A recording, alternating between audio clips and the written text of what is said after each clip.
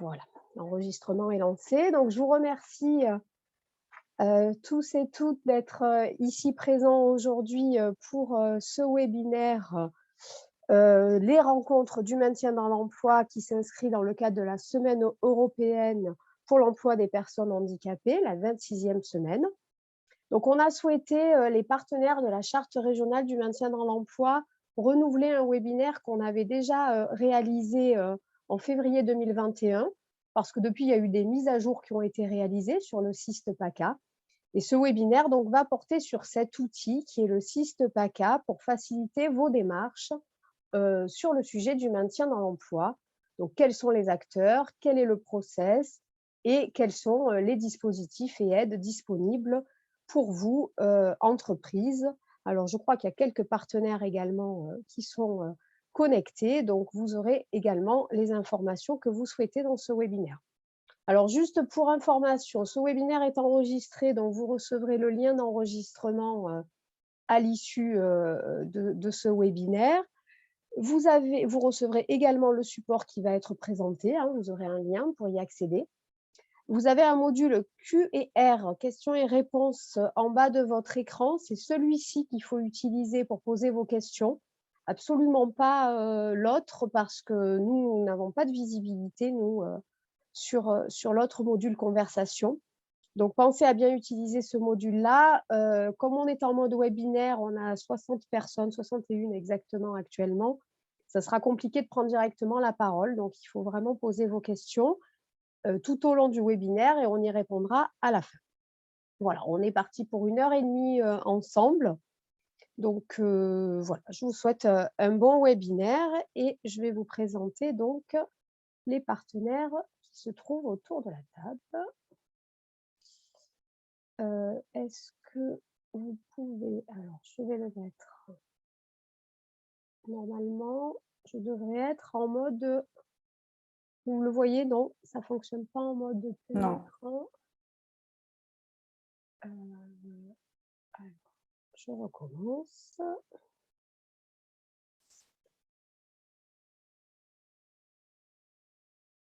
Cette fois, ça doit être bon normalement. Ça met un petit temps pour arriver chez vous, mais je pense que c'est OK.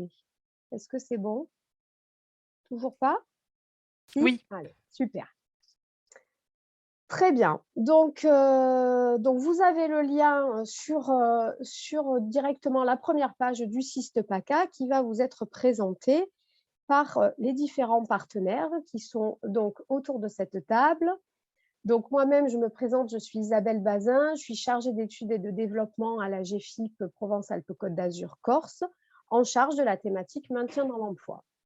Nous avons également avec nous Géraldine François du Cap Emploi des Bouches-du-Rhône, qui représente Keops PACA, le réseau des Cap Emploi de la région. Sandrine Mokaer de l'ADRETS, qui également représente l'ADRETS sur le sujet du maintien dans l'emploi. Laurence Runde de la CARSAT, responsable du service social. Cécile Landré, qui est médecin du travail. Et Valérie Guagliardo de l'Observatoire régional de la santé qui porte le SIST PACA. Voilà, sans plus attendre, on va démarrer. Je laisse la parole à Sandrine. Bonjour à toutes et à tous. Donc, je vous propose de démarrer ce webinaire par quelques chiffres sur la PDP. Donc, selon une enquête réalisée par les médecins du travail en PACA, 8% des salariés présenteraient un risque de désinsertion professionnelle avec un risque augmenté à partir de 45 ans. Et pour une classe socio-professionnelle, plutôt celle des ouvriers. Aucun secteur d'activité n'est épargné, le public comme le privé, par la désinsertion professionnelle. Et le risque est augmenté pour les secteurs qui seraient fortement impactés par des facteurs de risque et de pénibilité générateurs d'accidents, d'handicap et de maladies. Alors aujourd'hui, quels sont ces principaux facteurs qui concourent au risque de désinsertion professionnelle? Tout d'abord, le vieillissement global de la population générale, ainsi que l'allongement de la durée de vie professionnelle lié au recul de l'âge de la retraite, qui pose donc clairement la question de l'accompagnement et de la place des seniors en emploi. Mais c'est aussi l'usure professionnelle plus ou moins précoce, qui serait liée notamment aux facteurs de pénibilité, à l'intensification du travail et aux nouvelles formes d'organisation du travail. Enfin, c'est la dégradation de l'état de santé des salariés du fait de leur handicap ou de leur maladie qui n'est pas nécessairement, on va le voir, d'origine professionnelle. Donc, ces éléments pour vous faire toucher du doigt que la prévention de la désinsertion professionnelle doit être considérée comme un enjeu à la fois de société pour l'entreprise et pour l'individu. Alors, un enjeu de société, pourquoi ? Parce que chaque année, la part des demandeurs d'emploi qui seraient fragilisés par la maladie et ou le handicap augmente du fait de nouveaux cas de licenciement pour inaptitude physique et ou psychique. Or, on sait que des personnes dont la santé a été fragilisée par les aléas de la vie auront plus de difficultés à se réinsérer une fois sortis du monde du travail. Donc, tout l'enjeu, ça va être qu'ils ne sortent pas de ce monde du travail. On estime en effet que lorsqu'un salarié est absent plus de 6 mois, il n'y a seulement qu'une chance sur 2 pour qu'il reprenne son ancien poste. On estime également qu'un tiers des personnes souffrant de maladies chroniques évolutives perdent leur emploi, le quittent ou sont toujours en arrêt maladie 2 ans après que soit tombé le diagnostic de la maladie. Et enfin, on estime que annuellement, le risque d'inaptitude touche en moyenne une entreprise sur 10, c'est-à-dire un salarié sur 100. Donc, si maintenant on se place au niveau de l'entreprise, eh bien, le fait de ne pas prendre en compte ou insuffisamment le risque de désinsertion professionnelle en cas d'arrêt de travail long ou fréquent, ça peut avoir des conséquences et des répercussions sur le bon fonctionnement de l'entreprise, sur sa productivité, sur la qualité des biens ou des services rendus, et y compris sur les conditions de travail. Mais ça peut aussi avoir des conséquences sur les équipes de travail en tant que telles, sur la réorganisation des services, l'intensification de la charge de travail, voire la bonne entente entre collègues. Ça va être là tout l'enjeu de ce webinaire que de vous apporter par les présentations qui vont suivre les ressources pour vous accompagner dans la prévention du risque de désinsertion professionnelle. Mais également là, pour moi, là tout de suite, de rappeler aux directions des entreprises, qui est la cible de ce webinaire, l'importance donc de travailler sur la prévention primaire, c'est-à-dire sur les facteurs de risque générateurs de risques professionnels, d'accidents du travail ou de maladies qui auraient été causées par le travail.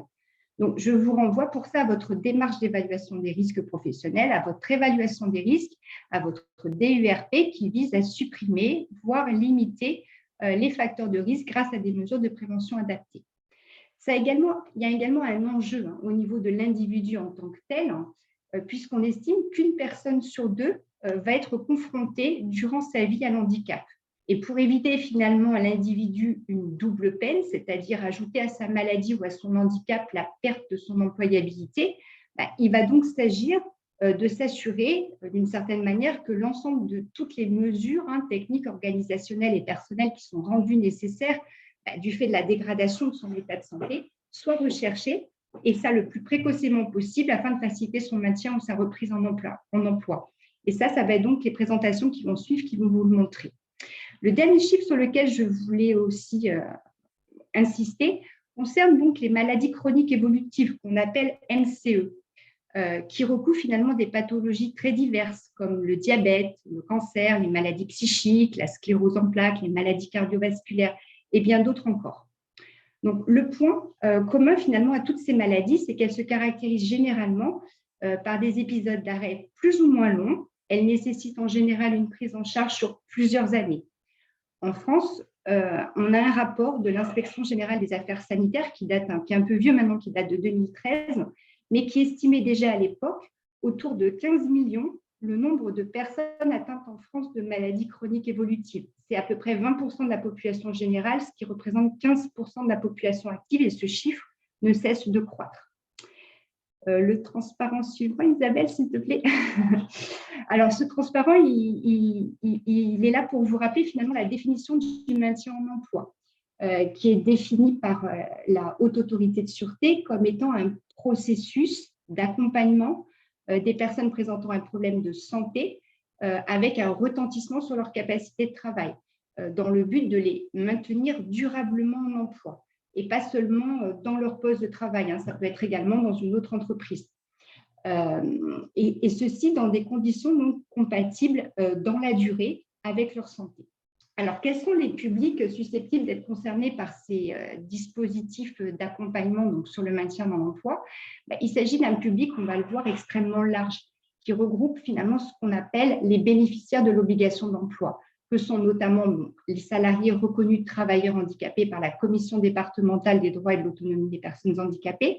Donc, la RQTH est accordée pour une durée limitée, comprise entre 1 et 5 ans selon la pathologie. Mais il peut s'agir également de victimes d'accidents du travail ou de maladies professionnelles avec une incapacité permanente d'au moins 10%, ou encore les titulaires d'une pension d'invalidité ou une carte d'invalidité ou encore de l'allocation aux adultes handicapés. Bon, la liste que je viens de vous faire n'est pas forcément exhaustive et je vous invite à vous référer à l'article du Code du travail qui les précise. S'agissant donc des maladies chroniques évolutives, elles sont éligibles également, ça c'est un point sur lequel je voulais aussi insister, au dispositif de compensation de handicap dès lors que les personnes malades seraient reconnues ou en cours de reconnaissance en tant que salariés bénéficiaires de l'obligation d'emploi. Et je finirai enfin ma présentation donc, en vous rappelant que le Code du travail prévoit des obligations et de droits pour chaque acteur de l'entreprise. Alors, s'agissant de l'employeur plus particulièrement, 3 obligations, alors il y en a d'autres bien évidemment, mais moi j'en ai retenu que 3 sur le maintien dans l'emploi sur lesquelles je voulais insister. La première, c'est la préservation de la santé physique et mentale de l'ensemble des salariés au regard des risques professionnels. Je vous renvoie à votre évaluation des risques et à votre DURP. Mais c'est aussi la mise en place de mesures qui seraient rendues nécessaires en vue de faciliter la mise, la remise ou le maintien en emploi, notamment des accidentés du travail, des invalides, des personnes atteintes de maladies chroniques évolutives ou encore des travailleurs handicapés, notamment par l'aménagement des postes de travail. Et enfin, ça serait le respect par l'employeur, finalement, qu'il soit de droit public comme de droit privé, de l'obligation d'emploi des travailleurs handicapés, dans une proportion, vous le savez, de 6% d'effectif total ou effectif d'assujettissement, dès lors que les structures comptent au moins 20 salariés. Alors maintenant, si on se place du côté des élus, là aussi, je tenais aussi à rappeler également leur rôle finalement attendu sur le maintien dans l'emploi. Alors tout d'abord, ils ont un rôle d'écoute et d'accompagnement de leurs collègues salariés malades ou atteints d'un handicap et ils peuvent être amenés à les conseiller, à les orienter et donc ce webinaire leur est aussi tout à fait destiné puisque les outils en question vont leur être présentés dans les présentations qui vont suivre.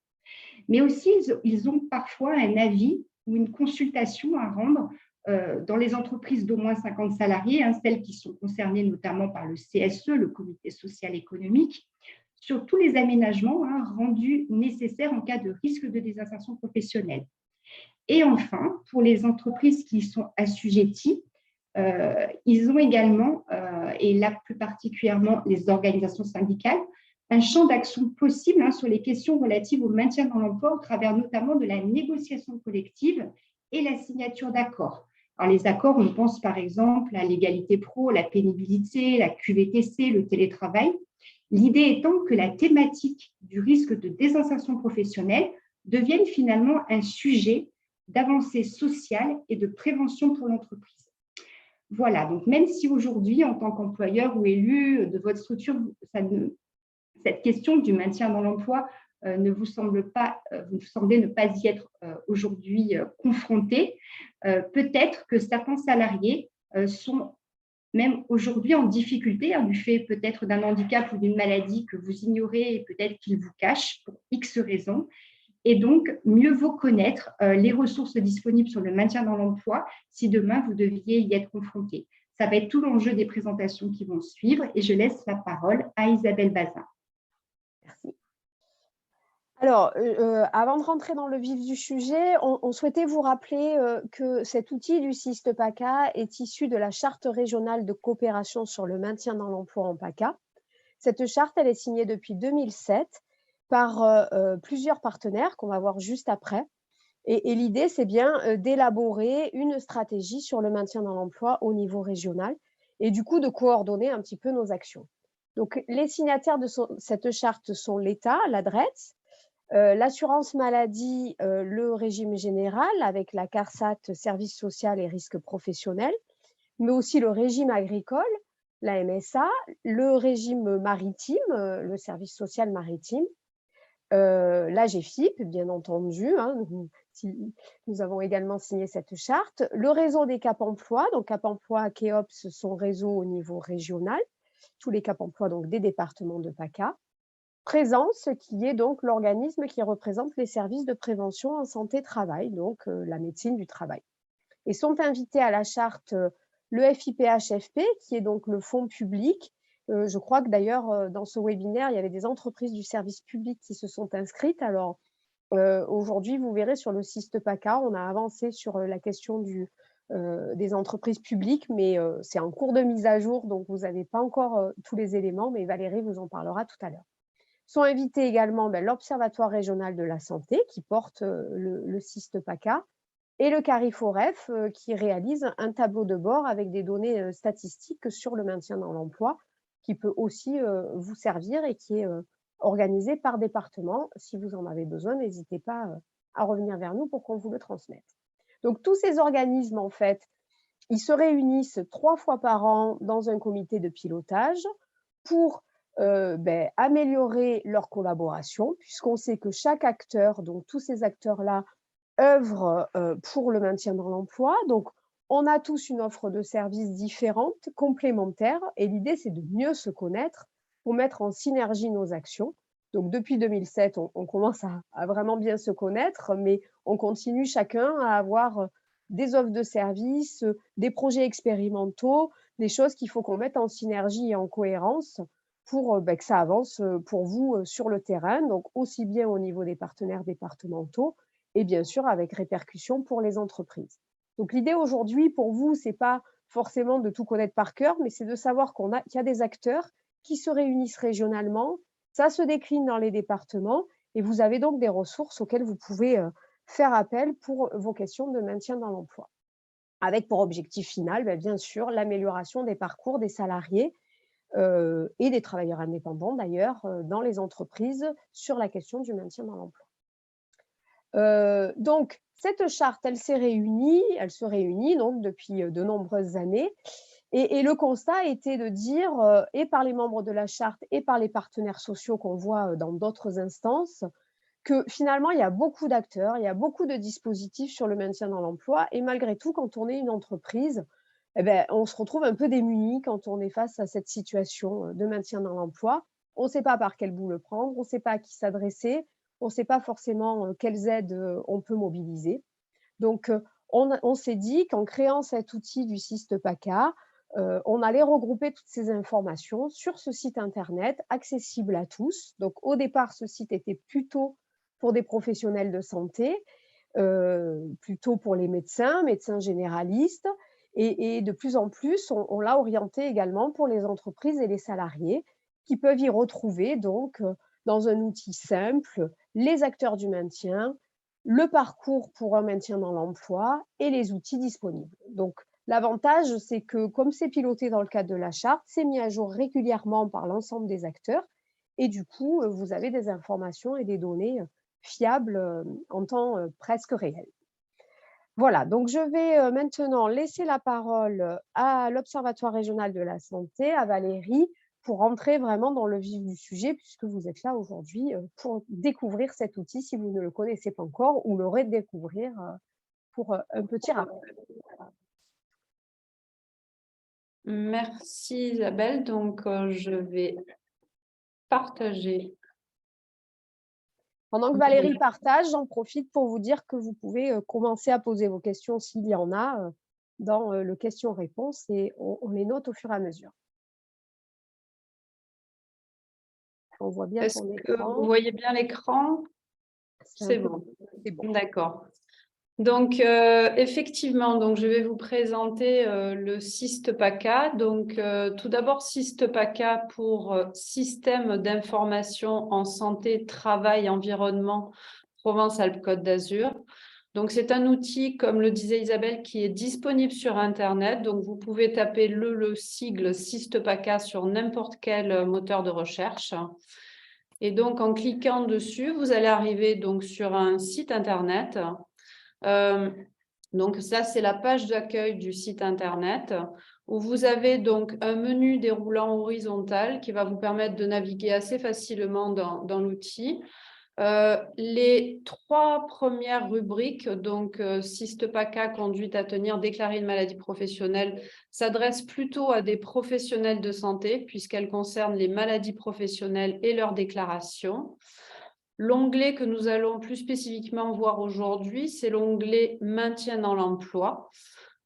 Donc, cet onglet maintien dans l'emploi est articulé autour de 4 parties.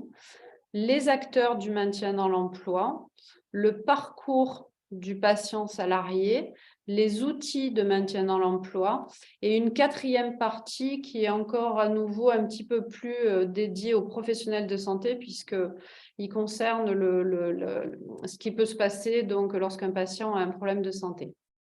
Donc, on va regarder aujourd'hui en détail ces 3 premières parties. Donc, la première pour les acteurs du maintien dans l'emploi. Donc, lorsque je clique sur cet onglet, j'arrive sur une page qui présente ce que nous, on a l'habitude d'appeler une roue des acteurs. Donc, parce que le maintien dans l'emploi repose sur plusieurs acteurs qui sont issus de différentes structures. Et donc, il faut coordonner toutes ces actions. Donc, pour faciliter les choses, nous avons rédigé et réalisé donc une roue des acteurs où nous avons mis le salarié travailleur indépendant donc au cœur de cette roue. Donc, comme le disait tout à l'heure Isabelle, effectivement, l'ensemble des aides, des dispositifs, des acteurs qui sont présentés dans ce site Internet concernent l'ensemble des salariés du régime général, ceux de la mutualité sociale agricole et les travailleurs indépendants. Donc, un travail a été initié cette année et donc il continuera au cours de l'année 2023 pour mettre à jour les informations concernant les 3 fonctions publiques. Donc aujourd'hui, le salarié travailleur indépendant au cœur de cette roue. Et puis, donc, nous avons voulu mettre l'ensemble des acteurs, les acteurs du soin, donc avec le médecin traitant et les autres soignants, les acteurs de l'assurance maladie, avec le médecin conseil, le service administratif, les acteurs des services prévention risque professionnel et les assistantes sociales, les experts, donc tous les acteurs concernant les experts de la compensation du handicap au travail, avec donc Cap Emploi, les acteurs des maisons départementales des personnes handicapées, l'AGFIP, donc l'association de gestion du Fonds pour l'insertion professionnelle des personnes handicapées, et enfin donc le FIP, le Fonds pour l'insertion des personnes handicapées pour la fonction publique. Donc, cette roue des acteurs, vous pouvez la retrouver à l'intérieur d'un document interactif, un PDF interactif que vous pouvez télécharger juste en dessous de cette roue des acteurs. Et donc, ce document est interactif. Cela signifie que lorsque je suis sur ma roue des acteurs, je peux donc, à l'aide d'un clic, aller directement sur l'acteur concerné. Par exemple, au niveau des entreprises, vous avez les acteurs type médecin du travail, les référents handicap, tout ce qui concerne finalement aujourd'hui pour vous les employeurs et les services ressources humaines et les représentants du personnel. Si je clique sur un acteur, par exemple ici médecin du travail, vous allez tomber sur une fiche qui va vous présenter donc, et toutes les fiches sont réalisées de la même façon. Vous allez avoir les missions de l'acteur, donc ici les missions du médecin du travail. Vous allez avoir des informations sur les actions pour le maintien dans l'emploi et pour quelles personnes s'adressent ces actions. Donc, pour présenter plus en détail cette fiche et le rôle justement du médecin du travail, je vais passer la parole au docteur Cécile Landré qui va vous présenter en détail cette fiche. Donc, Cécile. Oui, bonjour à tous. Donc, le rôle du médecin du travail, donc, il est défini dans le Code du travail, effectivement, et comme vous le savez, il est exclusivement préventif. Il consiste à éviter toute altération de la santé des travailleurs du fait de leur travail. Alors, comment réalise-t-il ces missions? En réalisant des visites médicales, qu'elles soient des visites médicales dites obligatoires, des visites médicales facultatives, Notamment, et on le verra tout à l'heure, l'importance de la visite dite de pré-reprise, qui est une visite conseil qui se réalise pendant l'arrêt de travail et qui est très importante afin de préparer la reprise du salarié dans l'entreprise. Mais aussi, il réalise des actions en milieu de terrain, c'est-à-dire en allant rencontrer l'employeur, en allant conseiller les salariés et aussi les représentants du personnel. Il va pouvoir donner son avis sur les conditions de travail, analyser et faire des études de poste de travail, réaliser ce qu'on appelle la fiche d'entreprise, vous aider sur des conseils en prévention des risques professionnels et aussi travailler sur ce qu'on appelle l'aide sur votre document unique d'évaluation des risques professionnels. Comment il réalise aussi toutes ces missions, et elles sont nombreuses, eh bien à l'aide de ce qu'on appelle de son équipe pluridisciplinaire, qui peut être constituée d'un ou plusieurs infirmiers en santé au travail, d'assistantes santé-travail qui font des actions en milieu de terrain, mais aussi dans les services dits maintenant de prévention de la santé au travail. Il réalise ces actions avec des intervenants en prévention des risques professionnels qui sont au sein des services de santé. Et ces acteurs sont souvent des acteurs qui sont spécialisés, que ça peut être en ergonomie, en psychologie, ça peut être aussi des assistants sociaux qui sont dans les services de santé ou qui sont des prestataires du service de santé au travail. Aujourd'hui, le sujet le plus important, c'est quand même que le médecin du travail et le service de prévention a un rôle central dans la prévention de la désinsertion professionnelle.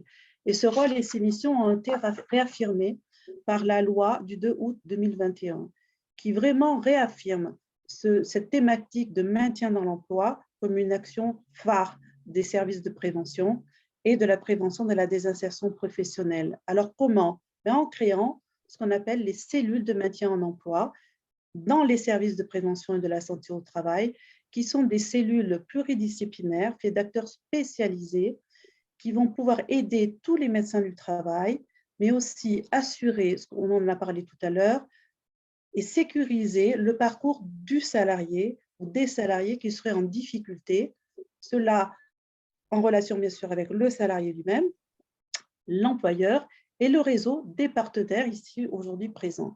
Donc, ce que souhaite l'esprit de la loi, c'est vraiment qu'on se coordonne et qu'on puisse donc justement, à travers de nos missions respectives, aider au mieux le salarié et les employeurs.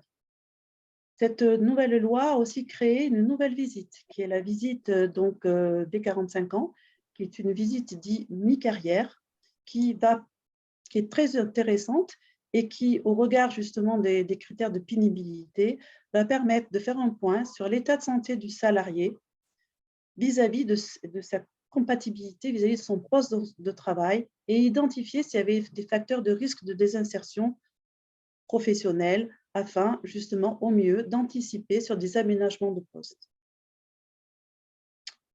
Voilà, de façon générale, ces nouvelles missions qui sont vraiment réaffirmées et d'où l'importance de la coordination des acteurs aujourd'hui.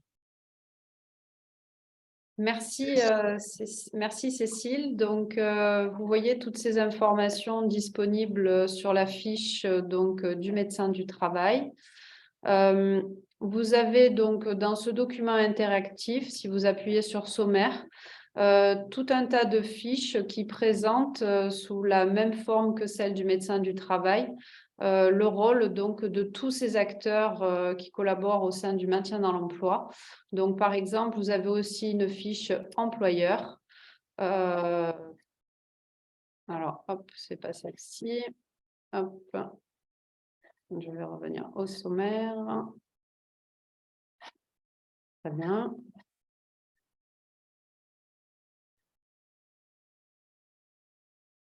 Voilà, donc la fiche employeur, donc avec effectivement tout ce qui est mission, obligation de l'employeur en matière de maintien dans l'emploi, les modalités d'action selon les situations et donc ensuite des informations pour aller plus loin si vous avez besoin d'informations complémentaires.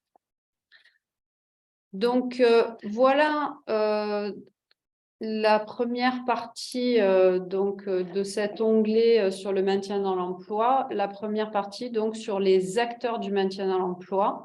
Donc, si on a 2-3 messages à retenir, donc une roue des acteurs avec justement les différentes personnes qui interviennent dans le cadre du maintien dans l'emploi et un document interactif que vous pouvez donc télécharger et fournir à vos salariés s'ils ont besoin de récupérer des informations pour mobiliser ces acteurs. La deuxième partie de ce maintien dans l'emploi est le parcours du patient salarié.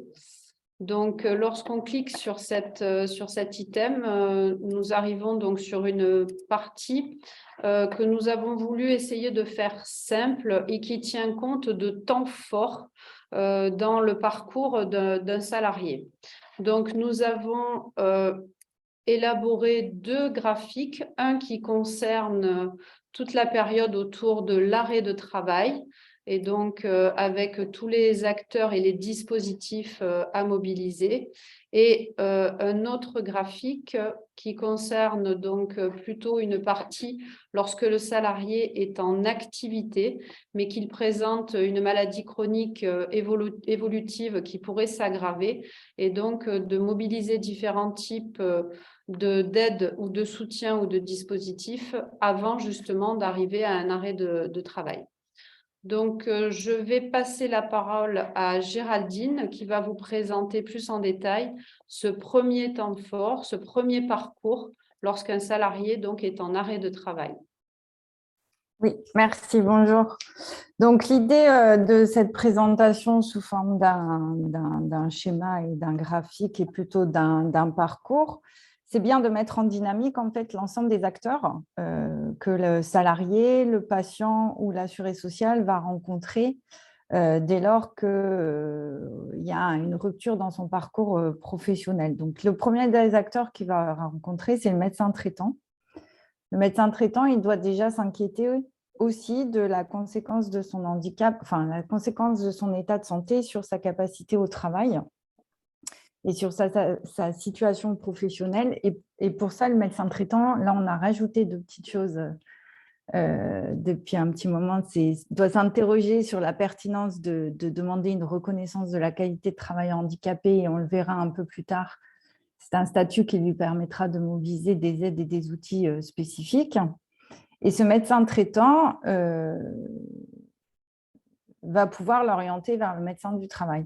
Alors, j'insiste beaucoup, c'est le premier acteur de confiance en fait par rapport à une personne qui a une problématique santé ou qui a une problématique de handicap, parce que souvent, on se confie à son médecin traitant et donc son rôle, le médecin traitant a aussi un rôle dans la prévention et la détection d'un risque de désinsertion professionnelle.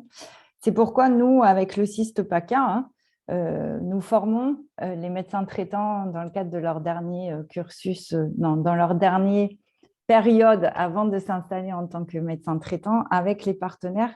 Justement, on les sensibilise à la fois à la maladie professionnelle, mais aussi à ce maintien dans l'emploi, à cette question du maintien dans l'emploi et de l'existence des différents acteurs.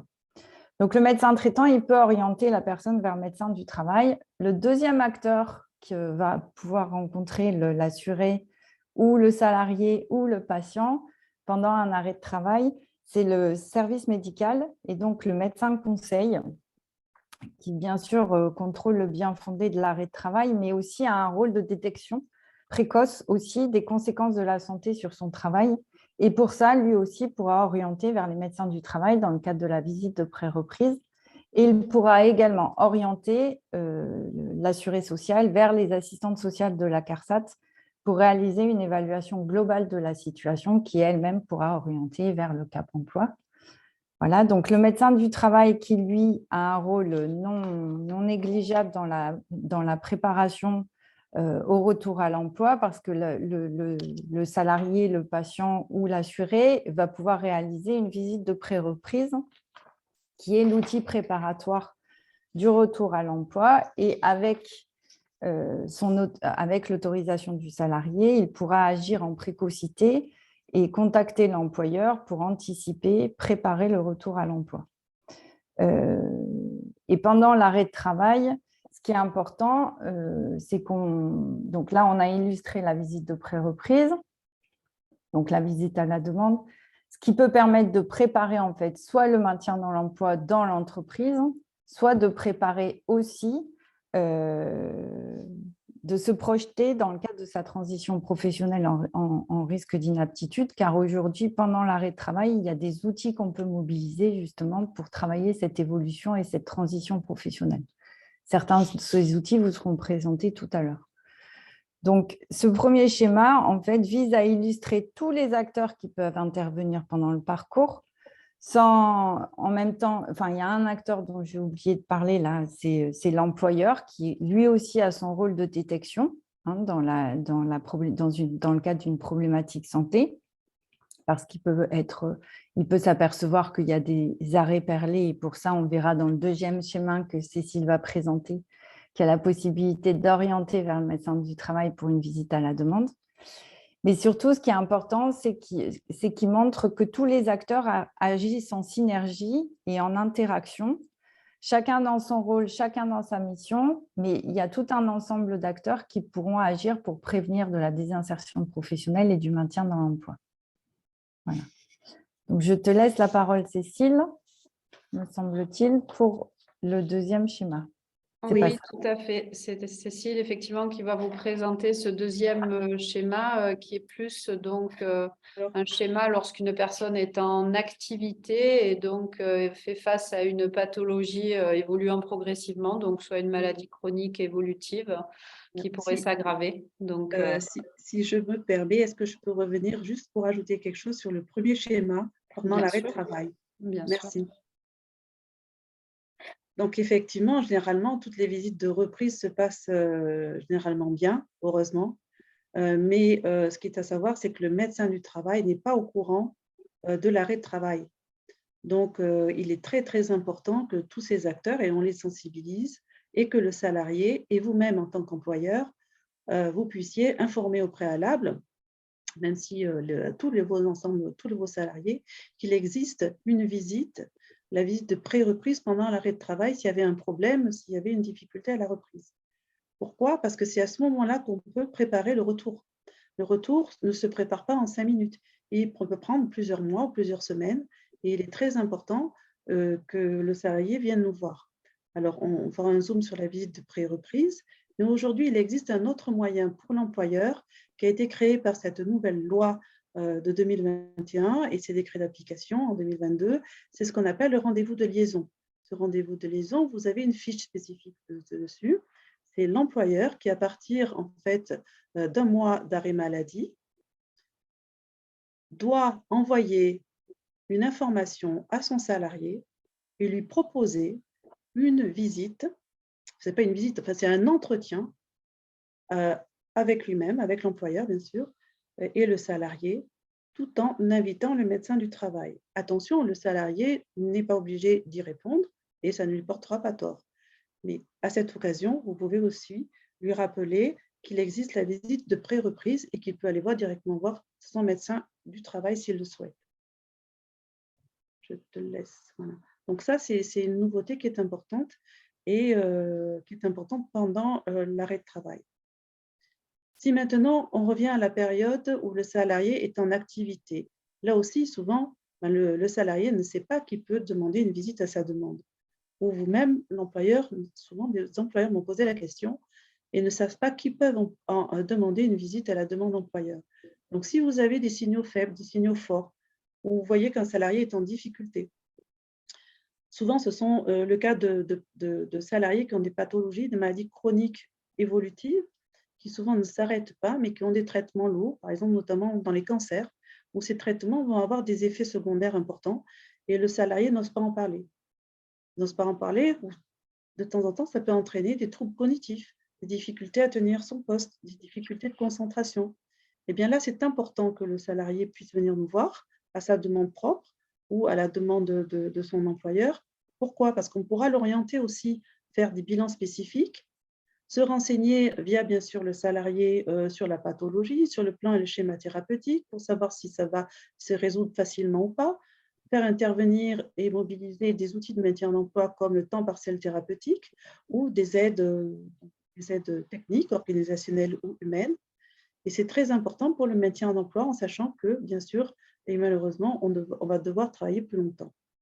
Donc, le médecin du travail va se mettre en relation avec l'employeur, bien sûr toujours en accord avec le salarié, pour mettre en œuvre toutes les solutions de maintien en emploi et sinon, travailler sur un nouveau projet professionnel avec son équipe, cette cellule maintien en emploi et les partenaires du maintien en emploi.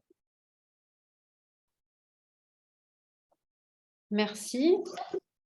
Donc, toutes ces informations sont à nouveau accessibles à travers donc, ce PDF interactif.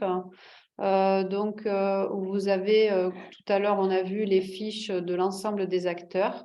Et vous avez de la même façon, en fait, des fiches qui reprennent les temps forts pour sécuriser le parcours professionnel du salarié. Donc, on a parlé de cette fameuse fiche donc, de la visite de pré-reprise. Donc, de nouveau, si je clique sur l'onglet, je peux trouver toutes les informations concernant cette visite de pré-reprise. Donc, qu'est-ce que cette visite? À qui s'adresse cette visite? Qui peut la solliciter? Donc, et ensuite, vous avez à chaque fois des liens pour aller plus loin si vous voulez des informations complémentaires concernant tout ce qui est noté dans le document.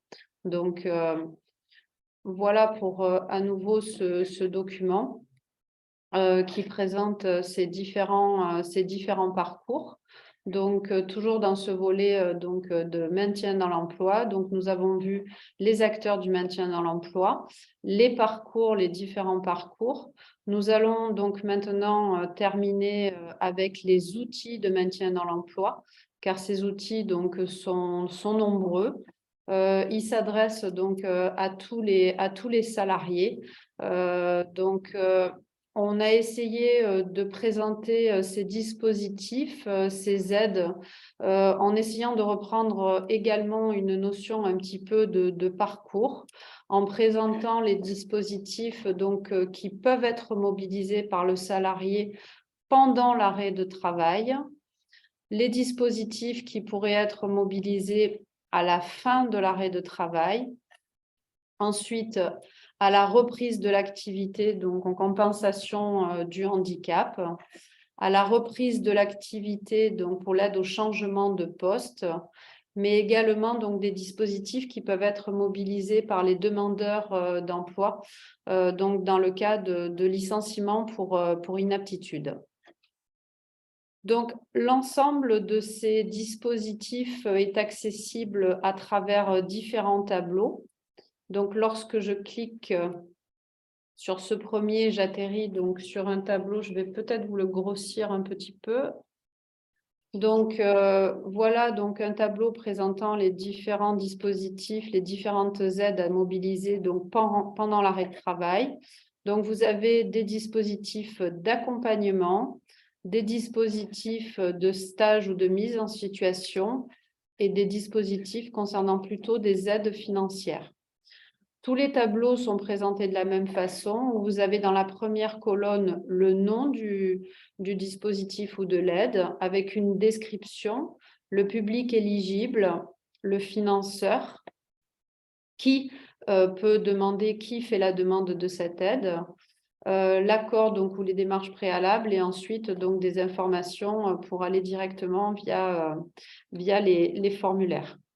Donc, je vais passer la parole à Laurence Orunde qui va vous présenter un dispositif spécifique, donc qui concerne plutôt l'essai encadré. Merci Valérie, bonjour à tous. Je vais vous présenter en effet le dispositif de l'essai encadré, puis un deuxième dispositif qui est la CRPE, la Convention de rééducation professionnelle en entreprise. Donc, ce sont deux dispositifs de l'assurance maladie qui sont plutôt mobilisables pendant l'arrêt de travail et c'est ce qui est intéressant dans le cadre du parcours justement. Donc, cet essai encadré, donc pour le premier, permet de vérifier la compatibilité d'un poste de travail avec les capacités restantes de la personne, donc assurée, salariée. Cet essai encadré peut être réalisé pour tester un poste de travail dans l'entreprise initiale du salarié ou dans une autre entreprise qui devient l'entreprise accueillante dans ce cadre. Donc, comme je vous le disais tout à l'heure et comme on l'indiquait, il se passe pendant l'arrêt de travail et le salarié perçoit toujours des indemnités journalières pendant ce temps-là. La durée de l'essai encadré est de 14 jours, c'est renouvelable une fois et ça peut être fait en continu ou en discontinu. Et ça a évolué assez récemment puisque auparavant, il était de 3 jours, ce dispositif d'essai encadré renouvelable une fois. Dans le cadre de la coordination avec les acteurs, là aussi, eh bien, il nécessite l'accord du médecin traitant, et on parlait de la place importante du médecin traitant qui est souvent en début de parcours, du médecin conseil de l'assurance maladie, du médecin du travail et de la caisse primaire d'assurance maladie. Il s'adresse donc aux salariés qui sont en arrêt de travail, mais qui ont encore un contrat de travail, qui sont toujours salariés, que ce soit en CDI, que ce soit en CDD, qu'ils soient apprentis, intérimaires ou stagiaires de la formation professionnelle. Et ce dispositif peut être mis en place aussi pour des salariés qui ont repris un emploi à temps partiel. Il peut être activé, peut être demandé ce dispositif sollicité par le salarié lui-même, par le médecin du travail, par les Cap emploi et le service social de l'assurance maladie dans le cadre d'un accompagnement. Le contrat de travail est suspendu pendant l'essai encadré et le salarié relève du statut de stagiaire de la formation professionnelle au sein de l'entreprise qui va l'accueillir. Du fait qu'il s'agisse d'un statut de formation professionnelle, le CSE, comme auparavant, qui devait être sollicité, informé en tout cas au moins, n'a plus à l'être dans le cadre de l'essai encadré. Bon, ce qui ne vous empêche pas, en tout cas en tant qu'employeur, de parler de ce dispositif-là aux membres du CSE, parce que voilà, ça peut être intéressant de savoir que les dispositifs existent. Mais vous n'avez pas d'obligation à les informer. La visite d'aptitude aussi à l'essai encadré est réalisée donc par le médecin du travail, bien sûr, mais de l'entreprise initiale, puisque auparavant, ça pouvait être l'entreprise initiale ou l'entreprise accueillante. Là, c'est l'entreprise initiale et le médecin du travail peut bien sûr se mettre en rapport avec le médecin du travail de l'entreprise accueillante, le médecin du travail de l'entreprise initiale, donc de l'employeur. Le salarié, pendant ce temps-là, est couvert pour le risque maladie, accident du travail et maladie professionnelle. Alors, la convention de rééducation professionnelle en entreprise, c'est une formation, en fait, une formation pratique et tutorée. Je te laisse modifier, Valérie. Qui peut être complétée par une formation professionnelle et qui permet d'acquérir soit de nouvelles compétences dans une activité initiale qu'on avait déjà, soit de faire l'expérience d'un nouveau métier. Lui, la CRPE intervient à l'issue d'un arrêt de travail pour les assurés, là encore, ça concerne les assurés du régime général. Et là, pas les travailleurs indépendants. Pour l'instant, ce dispositif n'est pas possible pour eux. Et donc, des salariés qui ont un contrat de travail, des assurés du régime général qui ont un contrat de travail. Ce qui est intéressant avec la convention de rééducation professionnelle en entreprise, c'est sa durée, qui peut être de 6 à 18 mois maximum. Donc, comme on le disait, elle peut s'effectuer dans l'entreprise initiale du salarié, là encore, comme l'essai encadré, ou dans une autre entreprise. Et elle fait l'objet de la convention, la CRPE, qu'il faut signer entre le salarié, l'employeur et la caisse primaire de l'assurance maladie. Elle nécessite un avenant aussi au contrat de travail. Et si elle est réalisée dans une autre entreprise, la CRPE, les modalités de prêt de main-d'œuvre s'appliquent dans ce cas. Et il faudra signer une convention de mise à disposition entre l'employeur initial et l'entreprise accueillante s'il y a lieu. Là aussi, donc, les acteurs qui peuvent solliciter cette convention de rééducation professionnelle entreprise au-delà du salarié lui-même, c'est Cap emploi, Comet France, le médecin du travail, là encore, et le service social de l'assurance maladie. Il est à noter là que à présent, la reconnaissance de la qualité de travailleur handicapé n'est plus obligatoire pour bénéficier de ce dispositif. Les avantages, parce qu'il y a des avantages aussi à cette convention, c'est qu'un financement est proposé par la CEPAM, qui est versé sous forme d'indemnité journalière, un financement d'une partie de la rémunération du salarié en CRPE pendant toute la durée de cette convention. Le contrat d'origine n'est pas suspendu, il n'est pas rompu et le salarié peut, pendant ce temps-là, bénéficier de l'appui de tous les acteurs dont nous vous avons déjà parlé. Je vous remercie. Je passe la parole à Cécile Landré qui va vous parler des dispositifs à la fin de l'arrêt de travail. Alors, un outil intéressant et bien connu par les médecins traitants, c'est ce qu'on appelle le temps partiel thérapeutique. Dans le cadre quand on a un arrêt pour arrêt maladie, où on parle de travail aménagé ou de temps partiel si l'arrêt concerne un accident du travail ou une maladie professionnelle. C'est souvent proposé par le médecin traitant. Ça consiste en fait à une reprise progressive et un allègement du temps de travail. On parle de temps partiel, c'est-à-dire ça peut être 50%, un 70%, un 80%. C'est une reprise progressive qui est limitée dans le temps. Généralement, c'est de 3 mois, voire maximum 6 mois ou un peu plus. Il est très important que le médecin traitant, lorsqu'il pense que ce dispositif est mobilisable ou que le médecin du travail propose ce dispositif, que le médecin conseil donne son accord. Donc, c'est en premier lieu, le médecin traitant le propose, le médecin du travail l'organise, le médecin conseil donne son accord et justement, le temps avant leur reprise est très important pour discuter avec l'employeur, pour comprendre et comment mettre en place ce temps partiel qui va s'organiser sur des demi-journées, sur des journées entières, qui peut nécessiter aussi des aménagements techniques. L'employeur peut refuser éventuellement la mise en place de ce temps partiel thérapeutique si ça nuit à l'organisation de travail, mais tout ça, c'est une affaire de dialogue entre les parties et c'est important. Donc, c'est un dispositif où le salarié relève encore de l'assurance maladie, puisqu'il sera financé, il sera toujours un temps où il sera en arrêt de travail et un temps où il sera payé par l'employeur. Ça concerne les assurés du régime général ou de la MSA ou d'autres régimes aussi particuliers. C'est limité, mais ça permet une reprise progressive. Et aujourd'hui, depuis 2019, en fait, ce temps partiel thérapeutique, au préalable, il était soumis à une obligation de faire un arrêt à temps complet. Aujourd'hui, on peut le mobiliser, même sur un salarié qui serait en activité, qui aurait des difficultés, mais il faut avoir requérir au préalable l'accord du médecin conseil. Merci beaucoup, Cécile.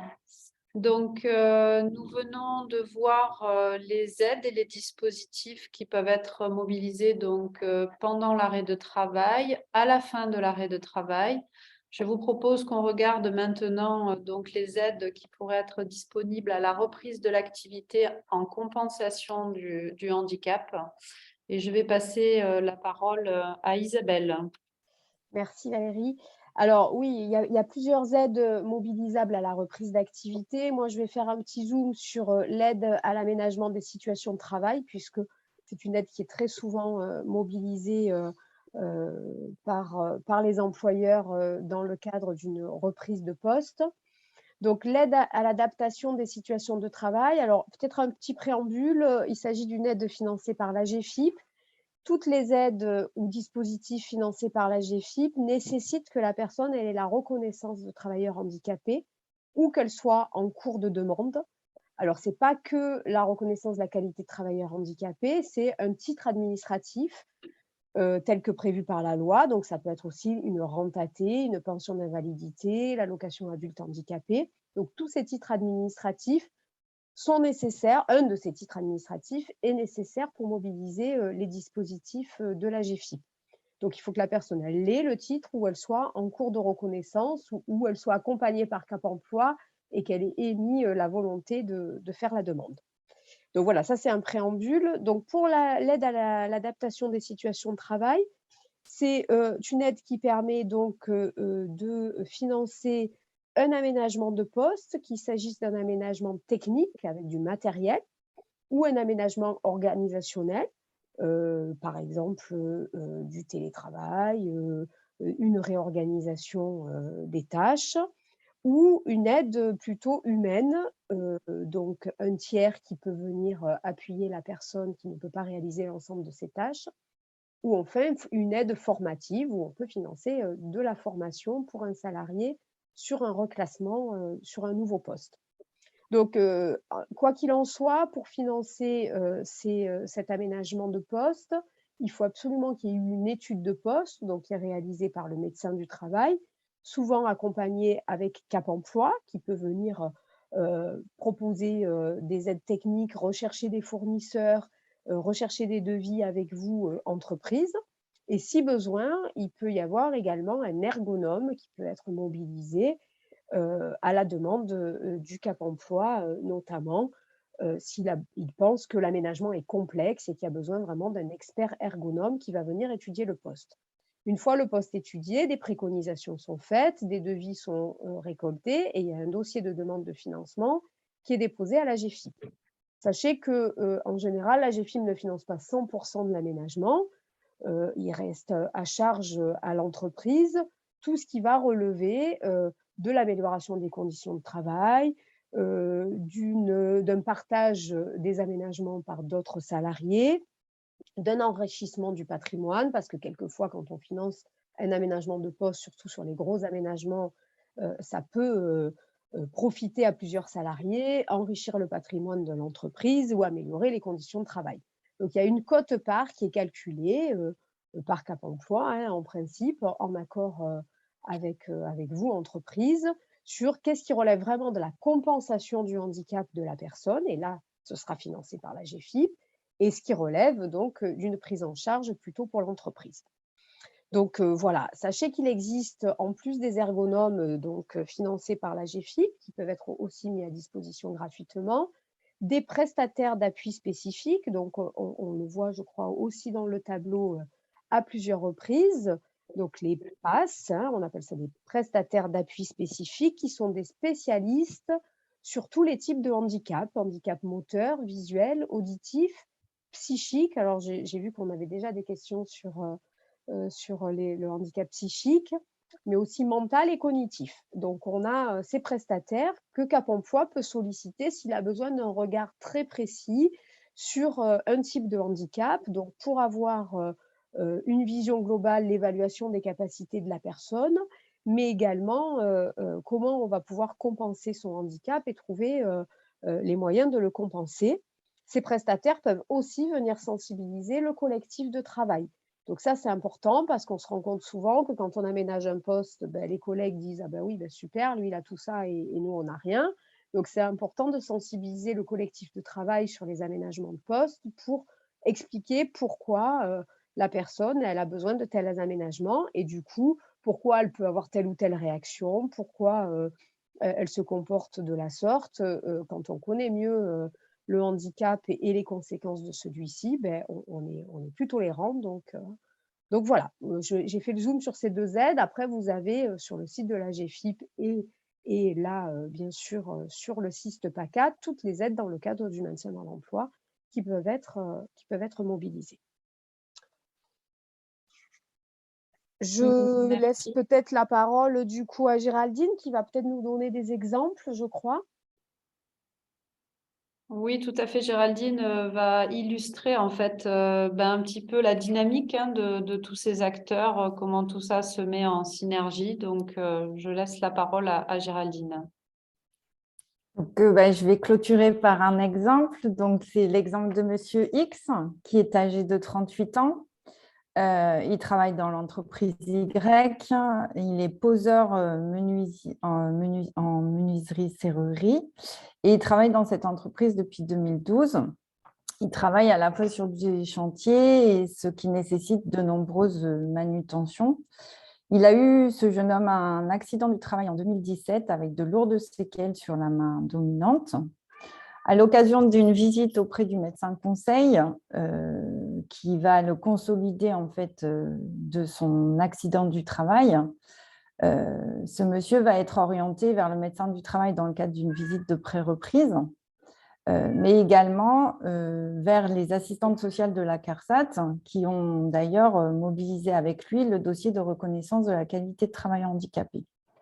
Le médecin du travail, forcé de constater que ses lourdes séquelles sur sa main dominante vont entraîner un risque d'inaptitude au poste de travail et sollicite le Cap emploi parce qu'il y a pour l'aider en fait à ouvrir le champ des possibles dans son maintien dans l'emploi. Et j'insiste beaucoup aussi sur le fait qu'il y a une forte volonté de l'employeur pour le maintenir dans son entreprise, pour garder en fait les compétences professionnelles acquises. Et rapidement vient l'idée d'une création d'un poste en atelier de production et du coup avec une affectation sur une machine qu'il faudra quand même nécessairement aménager. Donc, on démarre d'abord par un essai encadré cumulé à une étude ergonomique du poste de travail par le réseau des ergonomes de la GFIP, ce qui va permettre après de mobiliser un aménagement de situation de travail sur cette machine. Et comme l'a précisé tout à l'heure Isabelle, la GFIP ne finance pas dans l'intégralité la machine, mais elle vient bien financer la compensation du handicap. Donc, cette machine qui vaut 140 000 € a été financée par une quote-part de 112 000 € par l'employeur et de 28 000 € par l'entreprise. L'essai encadré a permis de tester le matériel, de tester la possibilité d'exercer ce poste en atelier de production, ce qui a aussi été facilitant pour la suite de son parcours. Donc, comme l'a dit tout à l'heure, le fait d'avoir créé un nouveau poste, on a pu aussi mobiliser la convention de reclassement professionnel en entreprise. Alors là, je ne rentrerai pas trop dans les détails aujourd'hui de cette convention de reclassement, mais ceci étant, ça permet en fait d'avoir une prise en charge du salaire pendant le temps de la formation. Donc, cette convention a été mobilisée sur 1 an. L'idée de cet exemple, c'est toujours de vous montrer qu'il y a bien une coordination de l'ensemble des acteurs et que l'intervention de chacun permet en fait d'aller beaucoup plus loin dans les solutions de maintien dans l'emploi et ce qu'on dit souvent d'ouvrir le champ des possibles du maintien dans l'emploi. Voilà ce que je voulais donner comme exemple. Merci Géraldine. Ton chat veut sortir ou a faim, apparemment. Et alors, il y a déjà quelques questions. C'est pas grave, c'était marrant. Il y a déjà quelques questions dans le chat, peut-être. Valérie, tu avais terminé? Tu voulais ajouter quelque chose ou pas? Ton micro est coupé, Valérie. Pardon, j'avais coupé mon micro. Non, c'était voilà, juste pour clôturer, mais tu l'as fait, c'est parfait. Donc, du coup, juste à la fin, on vous remettra le contact. Il y a un mail contact du CIST PACA. Hein, s'il y a des questions sur le CIST, n'hésitez pas à les poser. On va peut-être commencer par prendre les premières questions qui étaient dans le chat. La première question, quel conseil donneriez-vous à une entreprise qui reçoit des arrêts maladie délivrés par un psychiatre? Est-ce qu'il y a un conseil particulier qui veut répondre à cette question? Cécile? Tout dépend le nombre d'arrêts de travail. Hein. Ça peut, si c'est un psychiatre, c'est sûrement un problème lié à la santé mentale, psychologique. Après, ça peut être individu dépendant, comme ça peut être un autre problème plus large. Hein. Donc, dépend du contexte, ça je ne peux pas savoir, je ne suis pas l'entreprise. Mais voilà, effectivement, dans les arrêts de travail, vous avez le tampon du médecin, mais vous n'avez pas la pathologie. Donc, ce qui est normal puisque c'est secret médical. Donc, voilà. Donc, si vous avez des interrogations, pourquoi pas, et si vous en avez beaucoup, pourquoi pas interroger ou se questionner avec les médecins du travail sur les arrêts de travail, combien il y en a, voilà, et quels seraient les signaux faibles ou forts de ces arrêts de travail. Après, globalement, moi, j'allais dire, l'accompagnement qui pourra être fait sera le même, quel que soit le type de difficulté, que ce soit d'ordre physique ou psychologique. Les partenaires qu'on a présentés aujourd'hui interviennent de la même façon. Donc, pendant l'arrêt de travail, la personne, elle peut voir l'assistante sociale de la CARSAT, donc vous pouvez lui conseiller à votre salarié de la voir. Le rendez-vous de liaison, il est possible. L'appui du Cap emploi, aussi. Je vous ai dit tout à l'heure qu'on avait des prestataires d'appui spécifiques sur toutes les déficiences, y compris le handicap psychique. Donc voilà, des solutions, j'allais dire, on trouvera les mêmes, quel que soit le type de handicap, même si c'est d'ordre psychique ou psychiatrique. Peut-être Isabelle, si tu me permets, je pense que derrière la question se cache peut-être en effet, je rejoins ce que disait Cécile Landré, c'est-à-dire peut-être des problématiques, j'allais dire, liées aux facteurs de risque, mais là on est peut-être sur des risques psychosociaux. Et du coup, ça rejoint un peu l'intervention que j'ai fait en introduction, à savoir rejoindre avec la question des risques professionnels et peut-être inviter l'employeur, en effet, si c'était ça en tous les cas, avec bien sûr, en consultant éventuellement le médecin du travail qui lui aussi pourra avoir une vision claire de l'état de santé des salariés, j'allais dire de manière collective dans l'entreprise, mais peut-être s'interroger en effet sur le fait qu'il y a peut-être en effet dans l'entreprise des problématiques liées aux facteurs de risque psychosociaux. C'est peut-être une piste à explorer en effet. Merci. La question suivante porte sur le rendez-vous de liaison. Alors, je ne vais peut-être pas toute la lire parce qu'elle est un peu longue. Peut-être, Cécile, tu la vois. Tu peux peut-être en dire quelque chose. Alors, je la lis si tu ne la vois pas. Dans une grande entreprise où il y a beaucoup d'absentéisme, l'employeur a organisé le rendez-vous de liaison. Après un mois d'arrêt maladie, le salarié recevra un courrier l'invitant à venir rencontrer l'assistante sociale de l'entreprise, qui éventuellement le réorientera vers le médecin du travail. Ce procédé n'est-il pas monté à l'envers? Qu'en pensez-vous? Il me semble que ce qui est important pour nous permettre de travailler concrètement sur le maintien dans l'emploi, c'est surtout le médecin du travail soit informé au plus tôt de la problématique de santé et non l'assistante sociale en premier. Alors, de toute façon, il y a un décret qui précise en fait le contenu de ce rendez-vous de liaison et qui l'explicite clairement. Donc, c'est à l'employeur de proposer, donc d'envoyer un courrier. Il doit envoyer ce courrier à partir de 30 jours d'arrêt, proposant un rendez-vous de liaison avec l'employeur, ce qui est précisé apparemment dans les textes. Après, chaque entreprise a le droit peut-être de modifier un petit peu le sens de ce rendez-vous. Toutefois, on peut rajouter dans ce rendez-vous de liaison, et moi ce que je conseille vivement, c'est de rajouter une information sur la possibilité de contacter en amont de ce rendez-vous de liaison le médecin du travail, puisque c'est essentiel, et parce que de toute façon, le médecin du travail est invité à ce rendez-vous de liaison, et si le médecin du travail est invité qui ne connaît pas les difficultés du salarié au préalable, ça sera compliqué.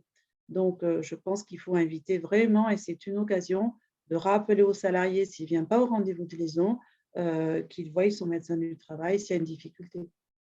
Je pense que c'est nécessaire. Merci Cécile. Pour le temps partiel thérapeutique, merci de nous... Alors, il y a plusieurs questions sur le temps partiel thérapeutique. Merci de nous indiquer en pratique comment se formalise l'accord du médecin conseil. Apparemment, il y a plusieurs refus du temps partiel thérapeutique par l'entreprise. Ou refus. Alors, l'autre question, il y a des refus du médecin conseil. Donc, alors oui. Déjà, peut-être comment se formalise l'accord. C'est autre chose. Le médecin traitant prescrit. Donc, il fait une prolongation d'arrêt de travail avec une reprise d'un travail allégé généralement. Maintenant, les formulaires souvent sont envoyés directement par informatique et à l'assurance maladie. Donc, le médecin conseil traite. Souvent, quand il y a un refus, c'est qu'il connaît déjà le salarié, qu'il a déjà convoqué, le médecin conseil a déjà expliqué au salarié qu'il mettrait sûrement une fin des IJ et qu'il y a souvent des prolongations. Donc, le médecin conseil, donc, dès qu'il a ce document, l'analyse, avec un certain délai bien sûr, et donne son accord ou son refus. À partir de là, si le médecin conseil refuse, c'est que le salarié, soit il reprend à temps plein, soit se pose une autre problématique qu'il faut gérer en urgence. Voilà. Donc là, il ne se pose pas la question de la réponse de l'employeur. Par contre, si le médecin conseil donne son accord, après, c'est effectivement le médecin du travail qui va proposer une organisation, mais bien sûr, l'employeur peut refuser. Et si l'employeur refuse, on va se poser une question peut-être de qu'est-ce qu'on fait à ce moment-là? Est-ce qu'on peut le prolonger? Si on ne peut pas le prolonger, quel autre outil de maintien d'emploi on peut mobiliser? Mais en tout cas, c'est de suite, le médecin du travail doit rentrer en relation avec l'employeur et l'employeur, le plus tôt possible, informer le médecin du travail de ce refus pour envisager soit une solution ou une inaptitude. Parce que bon, on est un petit peu coincé là. Si vraiment il y a une grosse pathologie et qu'on ne peut pas le faire reprendre à mi-temps, qui n'est pas incapable de tenir un temps plat, ça sera compliqué. Je ne sais pas si j'ai pu répondre bien aux questions. Je pense que tu as répondu. N'hésitez pas à reposer une question. D'où l'importance de travailler le plus en amont possible sur le projet qui sera validé avant avec le médecin conseil et validé avant avec l'employeur. Donc, comme ça, on va arriver au jour à une reprise, à une fin d'ISIJ à une reprise, avec quelque chose qui tient ou pas la route. Voilà. Donc, apparemment, tu as répondu. La personne confirme. Alors, dans la même continuité, on a une question. Un temps partiel peut-il être suivi d'un arrêt temps plein si la reprise était trop tôt? Est-ce que la personne, a priori, peut retourner en arrêt même si elle a fait un temps partiel thérapeutique? Oui, c'est possible. Mais après, il faut, selon les conventions, il faut regarder parce que lorsqu'on revient sur un arrêt de travail à temps plein, dans l'année qui court, il peut être difficile de se remettre à temps partiel. Voilà, ça, c'est des choses à bien maîtriser et qui sont compliquées souvent dans les maladies ou avec des longs arrêts maladie. Vous savez qu'au bout d'un certain temps d'arrêt, de longueur de l'arrêt maladie ou de grosses pathologies, le médecin conseil va arrêter l'ESIJ et va proposer une invalidité, une mise en invalidité. On n'en a pas parlé, mais c'est une solution sociale qui existe, qui est à la main du médecin conseil sur des pathologies lourdes et chroniques. Tu fais bien le lien avec la question suivante qui était la solution dans ce cas ne serait pas de reconnaître l'invalidité du collaborateur. Donc, effectivement, en sachant que l'invalidité, c'est souvent des polypathologies et qu'une invalidité chez une personne jeune, ça peut avoir un impact sur sa carrière professionnelle. Mais c'est tout ça est étudié avec un projet de vie aussi du salarié. Quelle est la durée maximale possible d'un temps partiel thérapeutique? Alors, on avait discuté avec les médecins conseils. Dans le code de la sécurité sociale, ce n'est pas très précis. C'est à la main de chaque médecin conseil. Généralement, c'est toujours pour une reprise progressive. Donc, et on peut passer d'ailleurs pendant du 3 mois, du 50 à 60, 70, 80%. Tout dépend de l'évolution. Généralement, c'est à la main de chaque médecin conseil. C'est 3 mois plus 3 mois, éventuellement 1 an. De temps en temps, on le voit dans des pathologies cancéreuses, mais c'est rare. Merci Cécile. Alors, il y a une autre question, la dernière pour l'instant, mais il y en a d'autres qui vont peut-être arriver. Existe-t-il des aides spécifiques pour prendre en charge tout ou partie des jours d'absence liés à un suivi médical régulier d'un salarié ayant une RQTH et atteint d'une maladie chronique évolutive?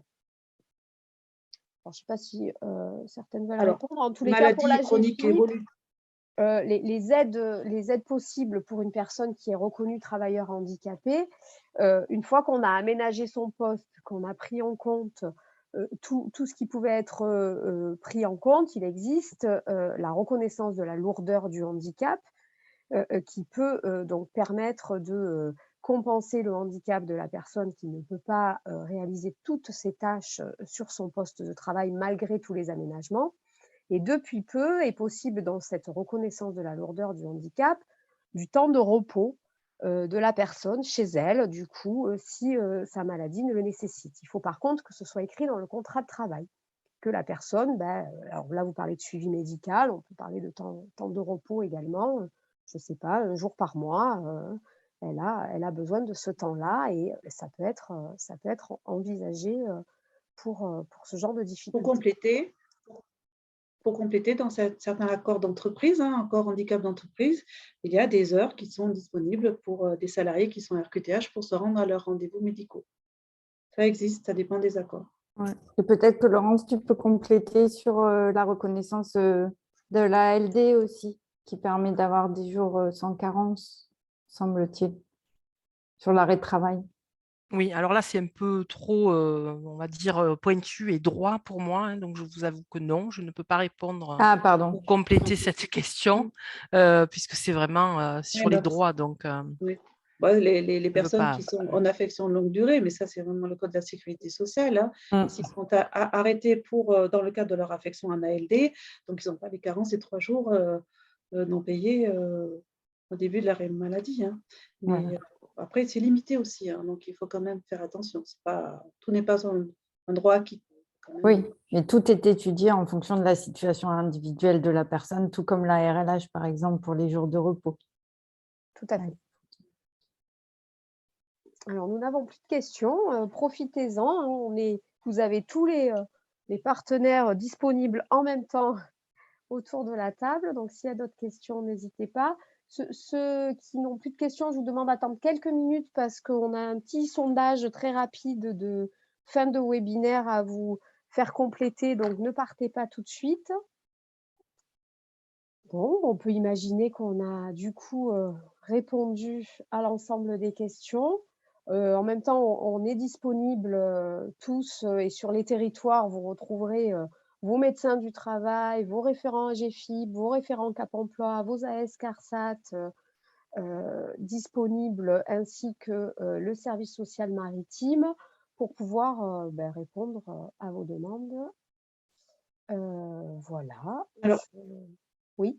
si je voudrais rajouter quelque chose que j'ai oublié, c'est-à-dire que les employeurs cotisent per capita pour leurs salariés, mais vous voyez qu'on ne fait pas simplement de la visite médicale, et il y a l'ensemble des acteurs qui sont pour vous dans chaque service de santé au travail pour justement remplir plusieurs missions, et que le coût de la cotisation, elle sert quand même à accompagner souvent et plusieurs fois dans l'année les salariés qui sont en difficulté. Merci. On peut peut-être dire aussi que le CIST-PACA a une lettre d'information. Je vois que tu l'as mise à l'écran, Valérie. Vous pouvez vous abonner à cette lettre d'information du CIST-PACA. Elle est trimestrielle, donc vous ne serez pas abreuvé d'informations, mais ça peut être intéressant de suivre les évolutions. Alors, je crois qu'entre-temps, il y a Valérie, on a une dernière question qui concerne la fonction publique territoriale, en demandant ce qui va être mis en place. Je te laisse peut-être répondre. Nous sommes actuellement en lien en fait avec une personne du FIP, et effectivement toutes les informations qui sont actuellement disponibles sur le site du CIST-PACA seront complétées en fait par toutes ces informations durant l'année 2023. Et cette actualisation en fait sera présentée dans le cadre d'une prochaine lettre d'information. Donc, je vous invite, si ça vous intéresse, à vous y inscrire pour du coup pouvoir avoir l'information dès qu'elle sera disponible. Et peut-être Géraldine aura quand même expliqué que dans la fonction publique, il y a des choses qui fonctionnent déjà, hein. Là, on va les retranscrire dans le CIST-PACA. Oui, on intervient également en fonction publique dans le cadre du maintien dans l'emploi. Après, les choses changent un petit peu. Enfin, voilà, il y a des congés qui changent, etc. Mais en fait, on retrouve quand même l'essentiel. Enfin, tous les acteurs, hein, les assistantes sociales, les médecins de prévention, les médecins du travail, Cap Emploi, les référents handicap des fonctions publiques, avec une boîte à outils aussi riche, mais qui, là, n'est pas financée par la GFIP, elle est financée par le FIP. Donc, c'est sur le même principe. Voilà. Et du coup, on est en train de travailler aussi dans le cadre de la fonction publique. Il y a un acteur, par exemple, le médecin conseil qui s'appelle contrôle médical. Enfin, voilà. Mais tous les principes y sont également. Et on peut intervenir dans la fonction publique. Merci Géraldine. Il est demandé le lien pour s'inscrire à la lettre. Alors, on pourra le mettre, mais avec l'enregistrement et le PowerPoint, mais peut-être que tu peux déjà le mettre d'ores et déjà, Valérie, si tu l'as. Je ne l'ai pas sous la main, moi. Oui, alors en fait, si vous allez directement sur le site internet du CIST-PACA, hein, donc je vous rappelle, vous tapez CIST-PACA sur n'importe quel moteur de recherche, vous allez arriver sur cette page d'accueil. Sur cette page d'accueil, vous avez un onglet à droite ici, lettres d'information. Vous cliquez dessus, et donc là, à l'aide donc d'un courriel, vous pouvez du coup vous abonner directement à la lettre d'information et vous recevrez les prochaines lettres. Si vous souhaitez vous désinscrire, il n'y a aucun problème également. Vous avez un bouton tout simple lors de la prochaine que vous allez recevoir pour vous désinscrire quand vous le voulez. Peut-être, Valérie, là, la barre où tu es allée, tu peux copier le lien dans Oui. la réponse pour que ce soit facile pour... Mais on mettra le lien également dans le replay.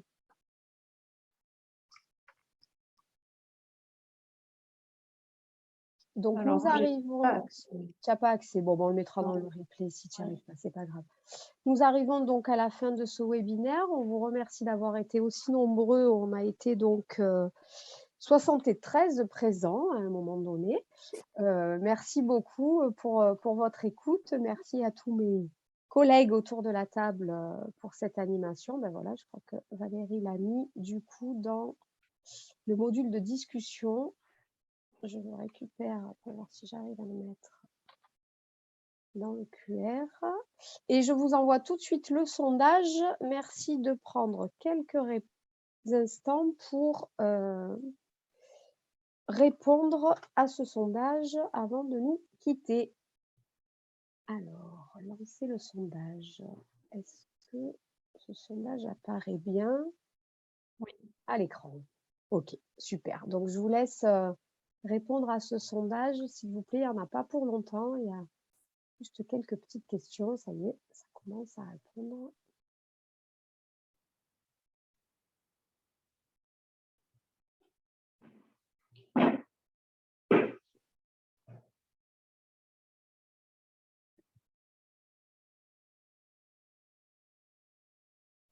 Alors, nous avons 36 réponses sur une cinquantaine de participants, 56 qui sont encore là.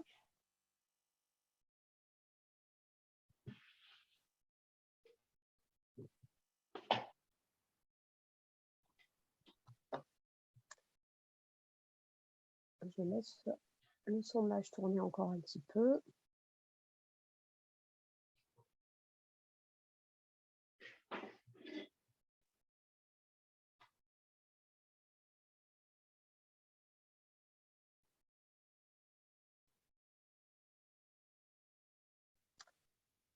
Je crois qu'on a terminé le sondage. Voilà, bah, écoutez, je vous remercie. Je crois que tout le monde a répondu au sondage et bien sûr, on est à votre disposition. À très bientôt, merci beaucoup. Merci. Merci. Merci beaucoup. À bientôt. Au revoir. À bientôt. Au revoir. Au revoir. Au revoir.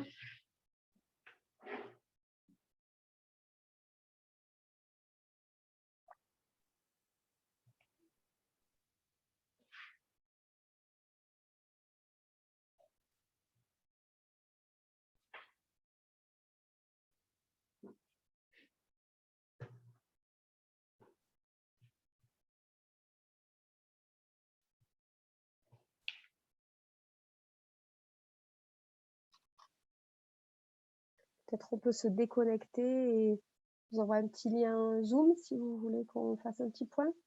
Si tu veux. Très bien. Allez, à Ok. tout de suite.